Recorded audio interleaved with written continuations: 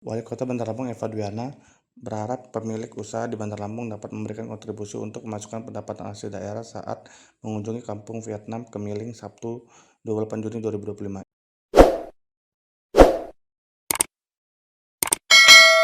Ini akan tempatnya bagus, pemandangannya bagus, banyak sebenarnya yang bisa dieksplor dari Kota Bandar Lampung ini. Cuman kita minta tolong kontribusinya, karena kontribusi ini nantinya bisa meningkatkan kesejahteraan masyarakat. Jadi kalau tempat wisatanya memberikan kontribusi, insya Allah Bunda juga akan dukung semua ini. Tapi itulah mengapa aturan yang ada di penggiat usaha di Kota Bandar Lampung yang menjelaskan jika penggiat usaha di Bandar Lampung memberikan kontribusi, maka PAD Bandar Lampung juga akan baik. Kalau penggiat usahanya maju, pasti PAD-nya juga baik, terutama perizinannya. Semua itu ada pajaknya, makanan itu ada, parkir itu juga ada, hiburan itu ada, semua itu ada.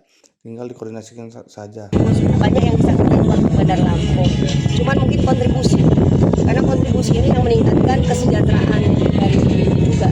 Karena kota tidak ada yang namanya pertanian, perkebunan, peternakan ikan itu nggak ada. Jadi kalau pengusaha